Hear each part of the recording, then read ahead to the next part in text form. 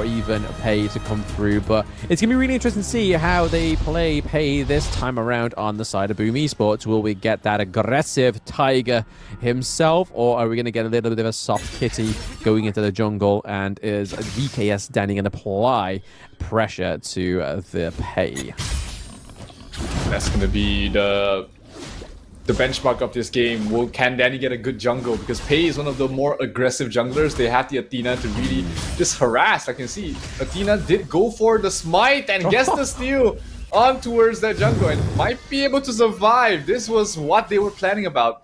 Done is terrible if you don't have a good start, and if he keeps the buff, no, they give it over to one, which is better than giving over to Danny. So Impressive already doing his job. Great start here from the side of Boom. I suppose that losing the red buff is probably not as detrimental as losing that blue buff, right? So I suppose they played that okay, because the Athena getting a kill onto the Athena for obviously a 1 in the mid lane is going to be huge. But our hero spotlight for this match is Charlotte. So Charlotte's basic combo is a first, second, ult, basic attack. Her attack speed reduction mechanic effectively counters marksmen and fighters. So if you fancy to be a little bit flashy lady in the Clash laney, that is your hero to go to. Second death already for Impressive. Not really impressive so far for those who are not familiar with this sort of strategy, but it all has a bigger plan. There's a bigger plan behind all of this. It's just whether Boom is able to execute the mid game once they are able to shut down this stuff.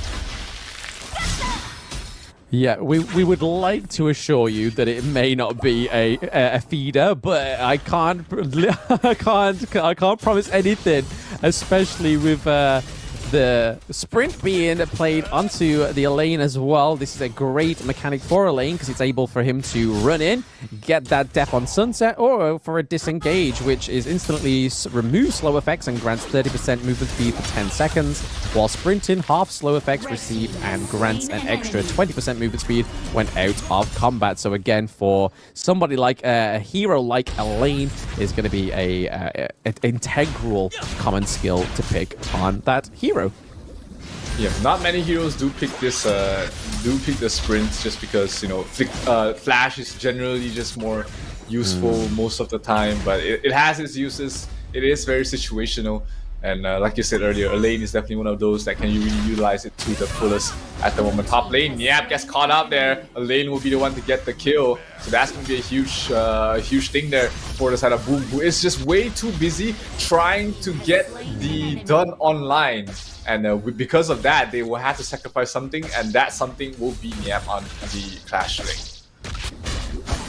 Yeah, you can kind of see the function of the Athena this time around. She is there to disrupt Dun's jungle and farm, and then she's also there to sort of be the scapegoat. So everybody's focusing her, everyone's just dealing damage to her. With her being a support, it's not that much of a loss because the RNG is actually not doing too bad down in the farm lane on his own.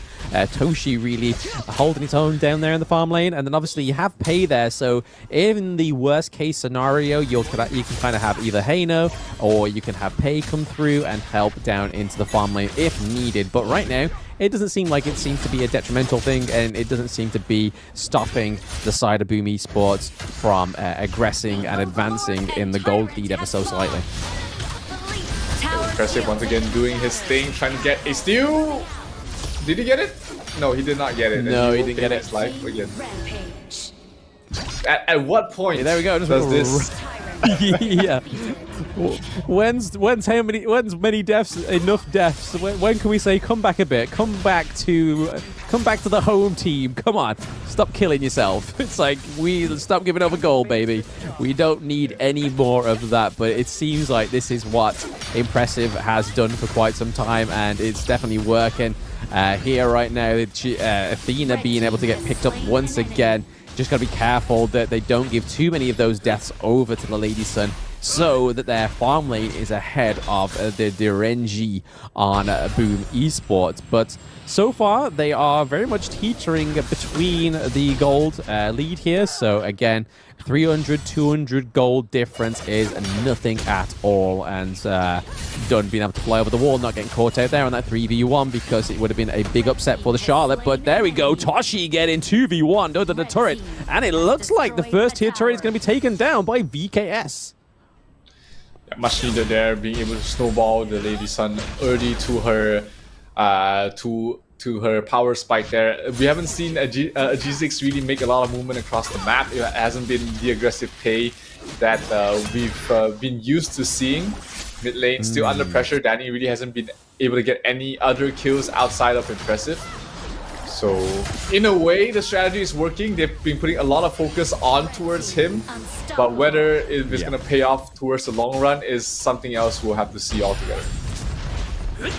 Yeah, you can kind of see the fact that with the Athena, it kind of, if they had pay on the rotation as well, it would be a little bit too much for Boom Esports to account for. So with Impressive just constantly just floating around, doing what he needs to do, disrupting the Dunn, yes, he may die at least. I'm pretty sure all 9 kills other than Toshi down in the bot lane were Athena. So let's see how it plays out towards the mid to late game. But currently right now, they're able to neutralize that lead that they had in the farm lane as they take the first tier turret down there as well.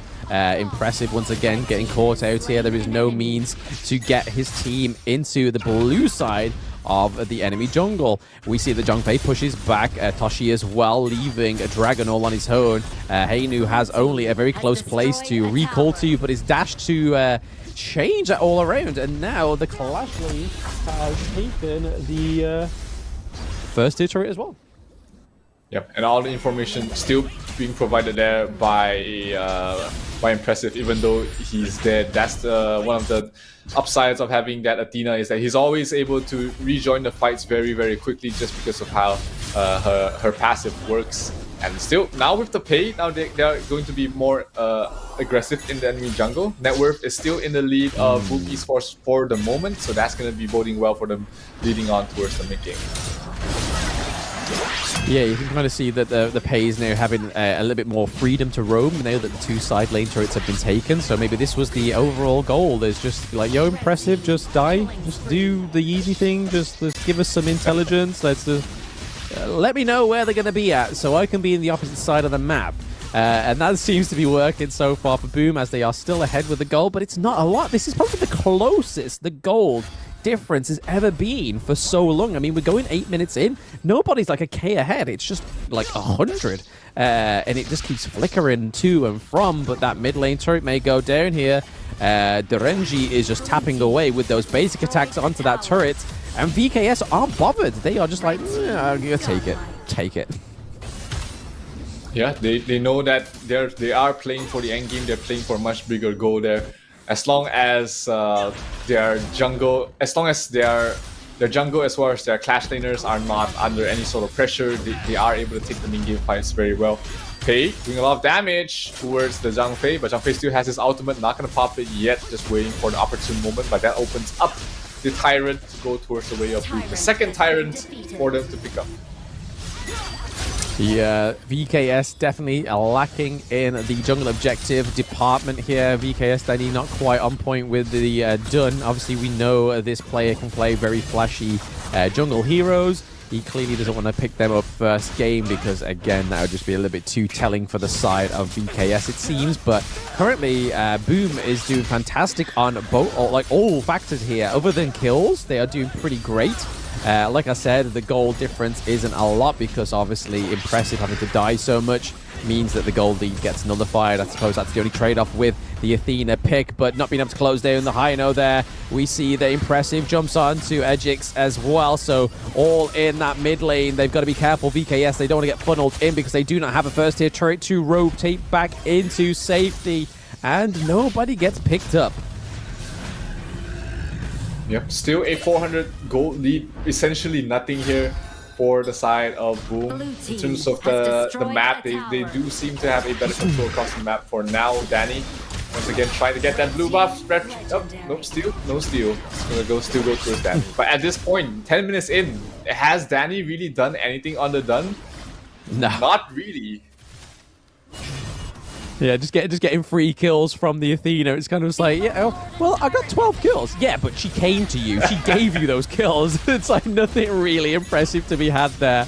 But this could be the impressive part right now because they are at the Shadow Tyrant. There is a lot of teamfight going on. Hayno having to recall as well. Pei taking down Danny. That is not where you want to lose. Danny right now, he has no smite. There is no smite on the side of VKS. We are seeing the Caesar is pretty low as well. Lady Sun being taken down, which is just unfortunate as we see that the blue minion wave is rotating to the bot lane as well. So obviously a bit of a priority down into the bot lane, and they do take the second tier turret once again on the side lane. So holding on to that second tier turret in the mid lane is not a healthy position for VKS going into the 11th minute. Yeah, Boom Esports definitely, especially getting ending the kill streak of Danny means that everybody gets additional gold, which is absolutely huge. They fed Danny into this prized dinner, and they just had him for Thanksgiving there. So all of that gold that Danny's farmed up has been given away, and now it's a 3,000 network fee going towards the way of Boom.